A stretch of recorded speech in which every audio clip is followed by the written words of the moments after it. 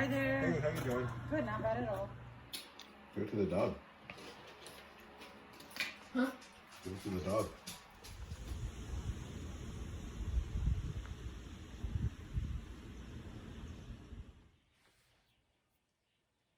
Capital Caper, day 12. I'm wearing my Kinhaven t-shirt. For those who don't know about Kinhaven, good, let's keep it that way. It's a bit of a secret, but definitely give some money because it is the best place in the world for kids that play chamber music in the summertime. And we can always use some more of your support. So open your wallets in the spirit of the holidays and contribute to Kinhaven Music School. When I'm at Kinhaven, when I teach at the junior camp, and all of the students, the clarinet students, whether they wanted it or not, get this lesson in the harmonic series because the clarinet that's really the most important thing about the clarinet is understanding the harmonic series. And I'm talking about it today because there was an interesting discussion about this very topic on the NICE forum, the clarinet forum on Facebook. If you didn't know there's a clarinet forum, well, there's probably a lot of things cool about your life. So I don't know precisely the difference between a horn and a pipe, probably something boring. But the clarinet, unlike other pipe-based instruments, if you cut it in half, instead of playing an octave, plays a 12. Which is, I guess I should get straight to the point in this. So first of all, there's no such thing as a squeak on the clarinet. It's just the wrong note. When you overblow the harmonic series, you get the other pitches because the clarinet, by its natural design, can really only play this note and the shallow mode register. And if you're thinking, what the fuck is a shallow mode? Good for you. So the shallow mode register can be played because you cut a bunch of holes in the bore and you can play all these different notes. Right? To play notes higher than that requires the instrument playing in its harmonic series. So they're not real notes, they're actually kind of fake notes, but they're very easy to manipulate once you know how to do it. The register key is probably one of the worst inventions because then people forgot how to play the clarinet. I can't remember who gave me this lesson first, if it was Charlie or Yako or Alan or Gene or Janet.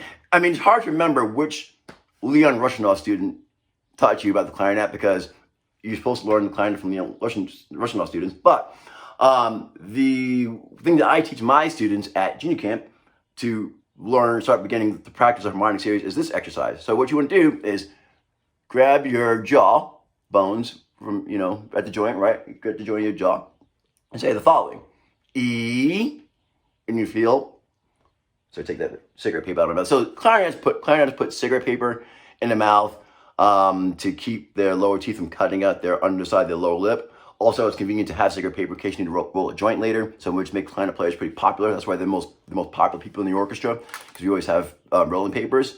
But they actually also can be used for clearing out water in the tone holes. Back to this exercise. E, yo, o, ah. Right? So this is somewhat an exaggeration of what is happening with your jaw position as it's opening up and moving your lower lip further down the reed to allow the instrument to overblow naturally in its harmonic series. So again, E, yo, o, ah, right? And of course, these is all approximate because everybody's mouth is different, so you got to figure out what works for you. It takes a little experimentation. But once you have this general idea, then you want to apply this to the instrument and I would start on low C because that's probably the easiest note to do this on. It gets easier going up, it gets harder going down, but you want to start with something that's somewhat reasonable and useful because on a C, you'll probably play all four partials. So what you want to do with this E, yo, o, ah mouth position in mind on a clarinet, C, of course. And then, without the register key, Una register key, Sin register key. That one you get like 3 languages in one for that one.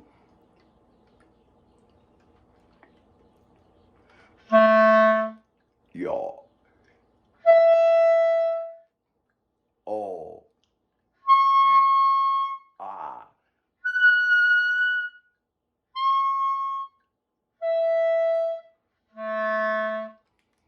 probably not going to get it the first time, or the second, or the 20th. But once you get it, immediately do it again. Because what you want to do is practice learning where that position is, and everybody's mouth is different, everyone's mouthpiece is different. There's so many variables that the only way to learn how to do it is just do it over and over again until you figure out how to do it, and then practice it, and then move on to the other notes.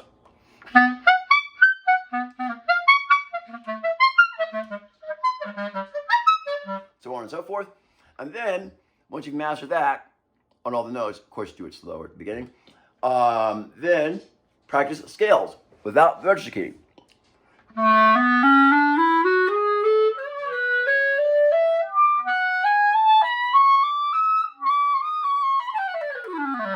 So on and so forth. So that's the idea. So, Jason, that's what I was talking about. E-O-O-A.